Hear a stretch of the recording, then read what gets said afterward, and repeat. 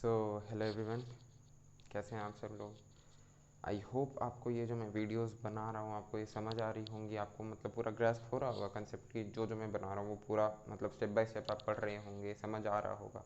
देखो यार, मैं ये इसलिए कह रहा हूँ क्योंकि बहुत बार मैं वीडियोस बना चुका हूँ, बहुत सारी वीडियोस अभी तक मैं मतलब 54 वीडियोस बना चुका हूँ। तो आई होप आप जो भी वीडियो देख रहे होंगे आपको कुछ समझ आ रहा होगा, ठीक है।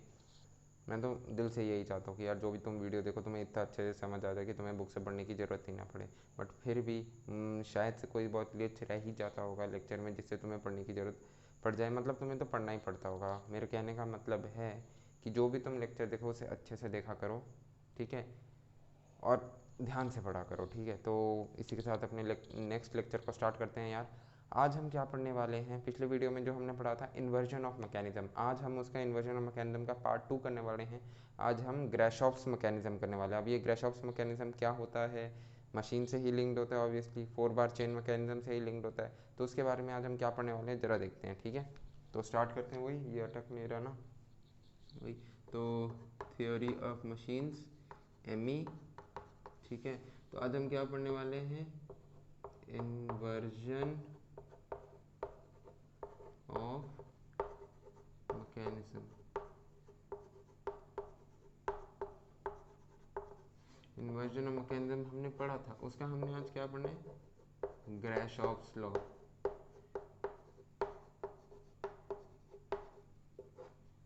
वो क्या, डस्टर, इसका डस्टर तो मेरा ये रहा, ग्राशॉफ्स,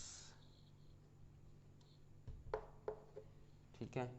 ग्राशॉफ्स लॉ यार क्या कहता है, ध्यान से देखना। इसमें तो मैं सबसे पहले ना एक फिगर बनाऊंगा। इस हाथ में मैंने डस्टर रखा है तो मैं तुम्हें एक अच्छे से समझा देता हूँ। ये देखो, जैसे एक बोर्ड है, ये ये ये और ये, मान लो मैंने 4 बार चेन मैकेनिज्म बनाई है, क्वाड्रल मैकेनिज्म है, 4 बार चेन को क्वाड्रोप कहते हैं ना। ये देखो डायग्राम तो मेरा तुम्हें पता ही है क्या हालत है। अच्छा चलो जो भी है, ठीक है, लेट्स नॉट वेस्ट टाइम। तो ये ए है, ये बी है, ये सी है, ये डी है। तो पिछले वीडियो में मैंने आपको अच्छे से समझा दिया था कि कौन सा पार्ट कौन सा होता है, ड्राइवर, फॉलोअर। फिर भी मैं एक बार अच्छे से समझा देता हूँ। देखो ध्यान से देखो, ए बी सी डी दिख रहा है, ए बी सी डी, ठीक है। ये पार्ट नंबर 1 है, ये सॉरी यहाँ से गिनते हैं ना, पार्ट नंबर 1 है, part number 2, part number 3, part number 4। तो जल्दी जल्दी जल्दी गिनते हैं। ए बी जो है हमारा, वो है हमारा क्या, ड्राइवर या फिर क्रैंक। ड्राइवर या क्रैंक एक ही बात होती है, ठीक है। बी सी जो है हमारा, ये भी देखो, ये भी ये रहा, अब बी सी ये रहा। बी सी क्या हो गया हमारा, ड्राइवर, उसके बाद क्या होता है, फॉलोअर, ठीक है। तो इसे क्या कहते हैं, फॉलोअर, फॉलोअर या फिर लीवर। फिर सी डी और डी ए, नाम पहले लिख लो ना, सारे नाम लिखने में क्या जा रहा है। अच्छा आपको अच्छे से दिख रहा है, ओके।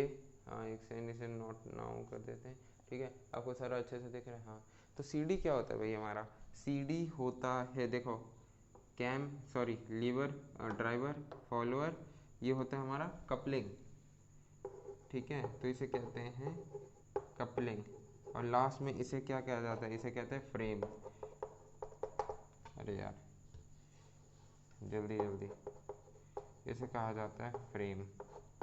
तो ये सारे मशीन के पार्ट्स होते हैं जिसे हम डिस्क्राइब करते हैं। अच्छा ये तो मैंने आपको पिछली वीडियो में भी बता दिया था। इसमें नया क्या है, इसमें नया ये है यार, ग्राशॉफ्स लॉ मेनली ये कहता है कि लेंथ, ध्यान से देखो, मैं यही लिख देता हूँ, ए बी सी डी आपको पता चल गया ना क्या है। तो अब अगर मैं कहूँ, ग्राशॉफ्स लॉ की मेन डेफिनेशन हमारी ये है, लेंथ, नहीं, ठीक है, length of the shortest path plus length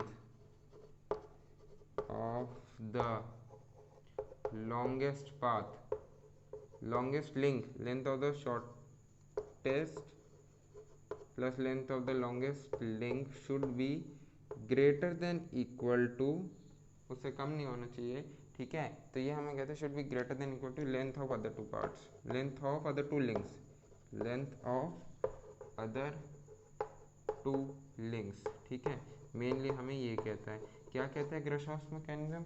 ग्राशॉफ्स mechanism हमें ये कहता है कि length of the shortest path plus length of the longest path जो है वो हमारा बाकी दो लेंथ से बराबर होना चाहिए, ठीक है। सॉरी उससे बड़ा नहीं होना चाहिए, should not be greater than, यानी कि greater than equal to, should not be greater than equal to, less than equal to यार, ठीक है। Should not be greater than हो तो लेस देन तो हो ही सकता है, ठीक है। लिंक्स, अच्छा ग्रेटर देन क्यों नहीं होगा, लेस देन क्यों होगा, इसका भी एक रीज़न। देखो जो भी तुम चीज़ पढ़ते हो ना इसका एक रीज़न होता है, ये नहीं होता कि हाँ होता है तो होता है, ऐसा कुछ नहीं होता, ठीक है। हर एक चीज़ का एक रीज़न होता है, चाहे तुम्हें पता ना हो पर उसे ढूंढने की कोशिश करो, ठीक है। तुम ये एग्जाम पास करने के लिए नहीं पढ़ रहे हो, तुम अपने दिमाग में घुसाने के लिए पढ़ रहे हो कि कल को अगर तुमसे कोई इंटरव्यू में पूछा जाए या कहीं पूछा जाए तुम जवाब दे सको। ऐसे पढ़ोगे तो दिमाग में बात रह जाएगी, नहीं पढ़ोगे तो एग्ज़ाम पास करने के बाद भूल जाओगे, और क्या पता एग्ज़ाम में ही ऐसा क्वेश्चन आ जाए तो दिमाग घुमा जाए, है ना। तो इसलिए याद रखना पड़ता है। अच्छा हाँ, तो ग्रेटर देन क्यों नहीं होता भाई? ग्रेटर देन होगा तो हमारा जो मैकेनिज़्म है वो अटक जाएगा। ग्रेटर देन होगा तो हमारा जो लेंथ ऑफ द मैकेनिज़्म है वो अटक जाएगा, वो आगे मूव नहीं होगा, स्टक हो जाएगा वो, ठीक है। इसलिए नहीं होगा। अच्छा मैं कैसे कह रहा हूँ, मेरे पास क्या प्रूफ है कि लेंथ ऑफ द मैकेनिज्म अटक जाएगा, मतलब लेंथ ऑफ द मैकेनिज्म कम ज़्यादा हुआ जो लिखा है अटक जाएगा? एक बार खुद करके देख, ये मैंने नेट पे सर्च किया था, मेरे में भी क्यूरोसिटी थी, तो उसने क्या किया वीडियो में दिखाया था 4 बार चेन मैकेनिज्म में अगर तुम उसे आगे पीछे करोगे दोनों की लेंथ ज़्यादा हो जाएगी, वो एक स्क्वायर बन जाएगा फिर एक तरह का, या फिर उसे कह सकते हो टाइप ऑफ ट्रेपीजियम। ट्रेपीजियम भी नहीं, पैरेललोग्राम मान लो, स्क्वायर टाइप, ठीक है। वो हिलेगा नहीं, उसमें रिजिड मोशन हो जाएगा, ठीक है। उसका एन जो होगा -1 के बराबर हो जाएगा, तो अनकंस्ट्रेंड मोशन हो जाएगा उसमें, तो उसे लेने का मतलब नहीं होगा, ठीक है। तो इसका मेन रीज़न ये है। तो length of the shortest path plus length of the longest path जो होता है वो लेस देन इक्वल टू होगा लेंथ ऑफ द बाकी दो लेंथ के हिसाब से, ये ध्यान रखना, ठीक है। तो इसी के साथ हमारा ग्राशॉफ्स मैकेनिज्म तो समझ गए हम। अब थोड़ा सा आगे चला जाए, ठीक है। एक सेकेंड, क्या अटक रहा है?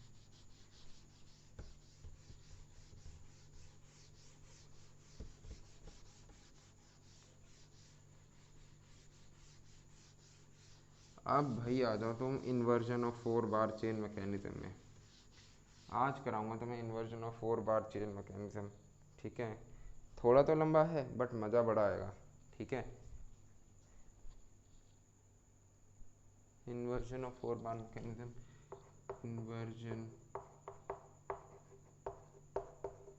Of 4 bar chain mechanism.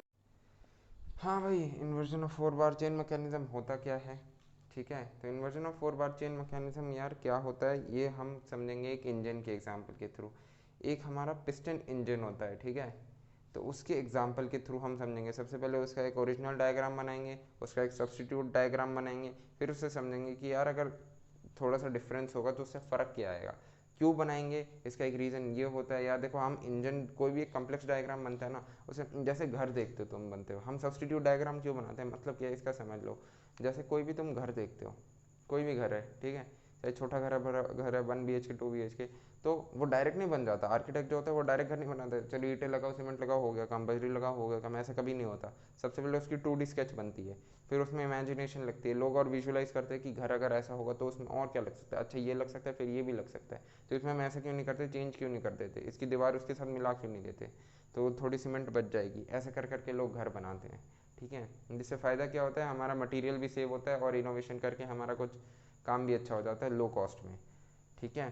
तो इसे मेरा बोलने का मतलब ये है कि जो हमारा 3D स्केच होता है उसे बहुत सारे 2D स्केचेस में तोड़ दिया जाता है, ठीक है। चाहे साइड व्यू कर दो, फ्रंट व्यू कर लो, मशीन डिज़ाइन में पड़ा होगा side view, front view, top view, left view, isometric view, ठीक है। ये सारे व्यूज़ क्या होते हैं तो उसके बारे में ही, उसके बारे में तो अभी डिस्कस नहीं करेंगे। मैं आपको बता रहा हूँ कि सब्सटीट्यूट डिज़ाइन क्यों बनाया जाता है उसका, ठीक है।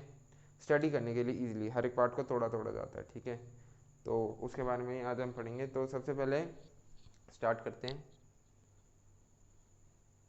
हाँ जी, कह रहा था कि इसका जो डायग्राम है ना 4 बार चेन मैकेनिज्म का, 4 बार चेन मैकेनिज्म का डायग्राम है कुछ हमारा। सबसे पहला मैकेनिज्म क्या होता है इसमें, slider crank mechanism, slider crank mechanism.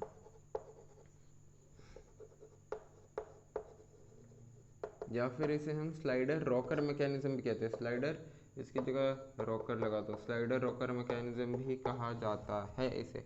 अच्छा होता क्या है ये देखो, ये ना ऐसा कुछ इसका डायग्राम मैंने तुम्हें शायद से दिखाया नहीं है, ऐसे करके फिर इसका क्या होता है, मेन जो डायग्राम होता है ये फिर ये ऐसे करके बनता है। ये तुम्हारी आर एस खुरमी का डायग्राम है, ये मैं खुद से नहीं बना रहा, ये आर एस खुरमी का डायग्राम है। ये जैसे ये ऐसे, ठीक है। फिर ये जो लिंक है ना ये यहाँ पे होती है, तो ये ऐसे करके इससे मिल जाती है।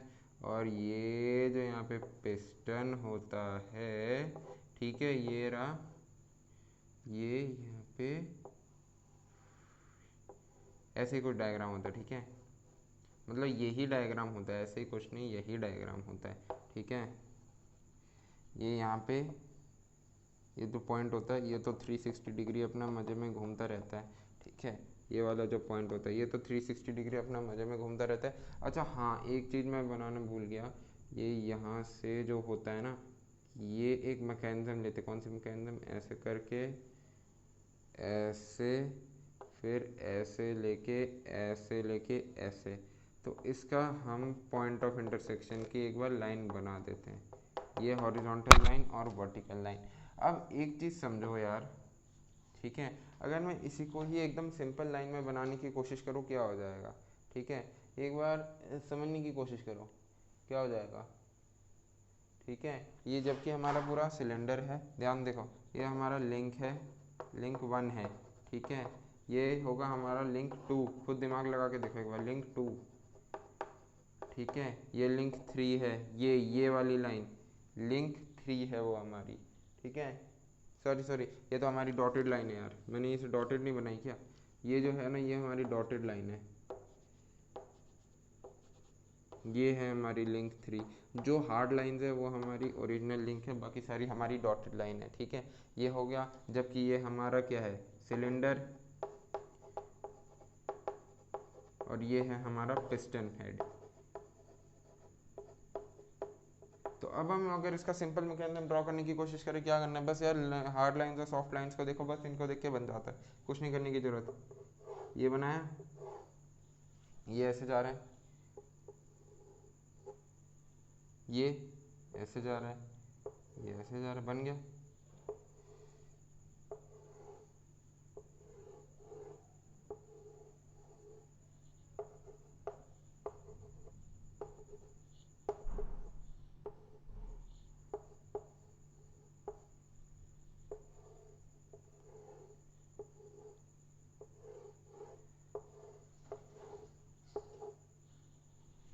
एज सिंपल एज दैट, बन चुका, करने की कुछ ज़रूरत ही नहीं थी। देखो क्या किया, हार्ड और सॉफ्ट लाइंस को एनालाइज किया, कैसे कैसे क्या क्या जा रही है, उनकी पोजीशन को देखा, और फिर बन गया हमारा, ठीक है। अब क्या करना है,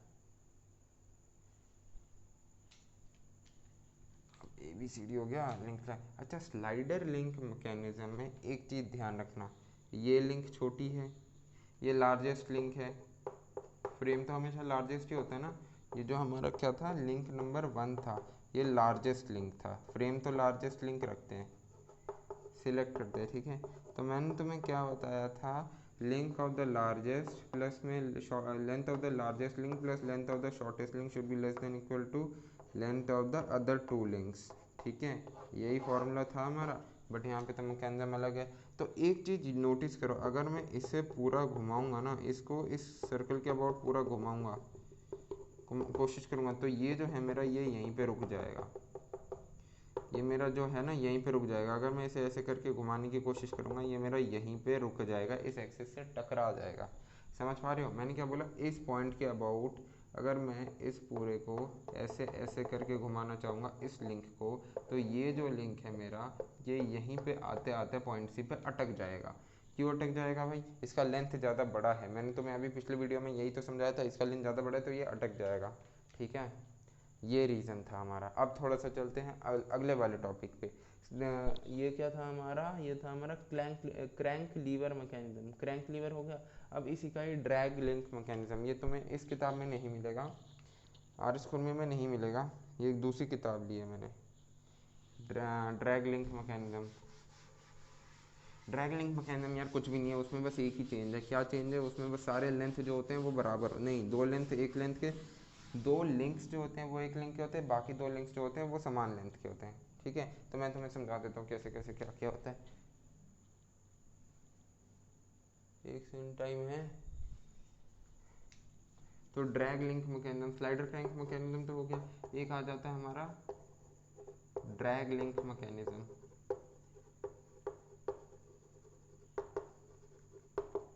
ड्रैग लिंक मैकेनिज्म यार हमारा क्या होता है? ड्रैग लिंक मैकेनिज्म बहुत सिंपल सा होता है। ये देखो, ये हमने बनाया, ठीक है, फिर ये हमने बनाया, ये हमने बनाया, ये हमने बनाया। मुझे पता है तुम्हें लग नहीं रहा होगा, बट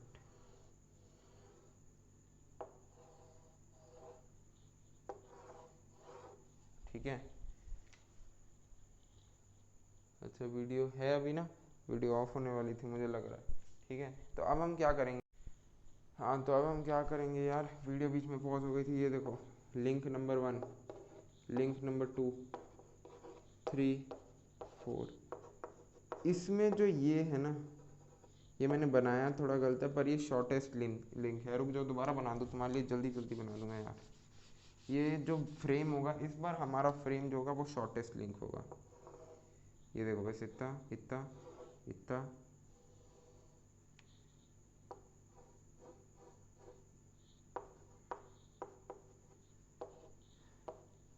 ये जो होगा ये इस बार शॉर्टेस्ट लिंक होगा, फ्रेम जो होगा हमारा। ठीक है, फ्रेम जो होगा इस बार हमारा, वो होगा हमारा शॉर्टेस्ट लिंक। क्यों होगा भाई शॉर्ट? अच्छा, अब जो ये शॉर्टेस्ट लिंक होगा, ध्यान रखना, ये दोनों कंप्लीट रोटेशन मारेंगे। ये भी अपनी एक्सिस के अबाउट कंप्लीट रोटेशन मारेगा, और ये भी अपनी एक्सिस के अबाउट यहाँ से कंप्लीट रोटेशन मारेगा। जो भी इसका पूरा पूरा रोटेशन बनेगा, ये पूरा पूरा अपना रोटेशन कंप्लीट मारेंगे, दोनों के दोनों। ये पॉइंट बी और point C, point B and point C is equal to complete rotation.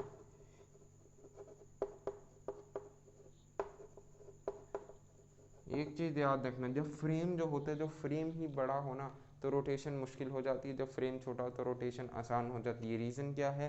Reason है लिंक और पेयर को इंडिपेंडेंस नहीं मिल पाती। जब ये बड़ा होता है, फ्रेम बड़ा होता है, तो लिंक को इंडिपेंडेंस नहीं मिल पाती पूरा कंप्लीट 360 डिग्री रोटेशन मारने का। बट यहाँ पे क्या मैकेनिज्म सिस्टम है? यहाँ पे कोई सिस्टम ही नहीं है, यहाँ पे हल्की सी चीज़ है बस, ये इसके बेसिस पे हमें पूरा वो करना होता है।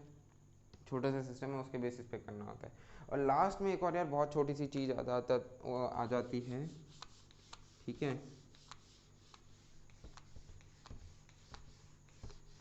एक आता है आपका, एक और टॉपिक आता है। अच्छा, Watt's indicator mechanism and diagram, ये तो मैं तुम्हें बाद में पढ़ाऊंगा। Watt's indicator mechanism and diagram. एक आता है हमारा ये डबल क्रैंक मैकेनिज्म। ठीक है, डबल क्रैंक मैकेनिज्म के दो केसेस हैं यार। डबल क्रैंक में क्या होता है, उसमें तुम्हारे क्रैंक जो होते हैं उनका वॉल्यूम जो होता है वो 2 होता है। डबल क्रैंक ये होता है, ज़रूरी नहीं है, मैं तुम्हें ऐसे ही समझा देता हूँ कि होता क्या है। ठीक है, वीडियो चल रही है, एक सेकंड रुक जाओ। हाँ ठीक है, चल रही है। ठीक है, डबल क्रैंक मैकेनिज्म यार कुछ नहीं, डी डबल क्रैंक मैकेनिज्म, इसमें कुछ नहीं होता। डबल क्रैंक मैकेनिज्म एक तो तुम्हारा होता है पेंटोग्राफ। ठीक है, ये पूछे नहीं जाते यार, इतना इसमें दिमाग मत लगाओ। पेंटोग्राफ कुछ नहीं होता, ये ऐसे करके डायग्राम होता है, फिर ऐसे ऐसे ऐसे ऐसे, हाँ ऐसे करके कुछ डायग्राम होता है पेंटोग्राफ। 5 लिंक का बना हुआ है ना, ये तो फिक्स लिंक है, एक ए बी सी डी। बस इसमें कुछ ज़्यादा दिमाग लगाने की बात नहीं है। पेंटोग्राफ इसमें ऐसा कुछ नहीं है, पैरेललोग्राम बना देते हैं। और एक होता है कपल व्हील लोकोमोटिव। ठीक है, पेंटोग्राफ, और एक होता है हमारा couple wheel locomotive. Couple wheel locomotive में हमारे ऑपोजिट पेयर्स जो होते हैं वो बराबर होते हैं, जैसे कि L1 is equal to L4 and L2 is equal to L3। Opposite pairs जो होते हैं, L1 is equal to L4 यानी कि ये वाली साइड इस साइड के बराबर हो जाएगी, और L2 L3 के बराबर हो जाएगी। ऑब्वियसली फिर तो एक क्या ही बन गया, रेक्टेंगल टाइप कुछ बन गया। ठीक है, रेक्टेंगल टाइप बन गया। या फिर तुम ऐसे भी कर सकते हो, क्या पता अगर मैंने ऐसे करके कुछ बनाया तो ये वाला लेंथ जो है, ये वाला लेंथ है 1, ये 2, 4, ठीक है। लेंथ 1 और लेंथ 4 एक समान हो, 2 और 3 एक समान हो, ठीक है। ऐसे करके कुछ भी बन सकता है, मतलब डिपेंड्स अपॉन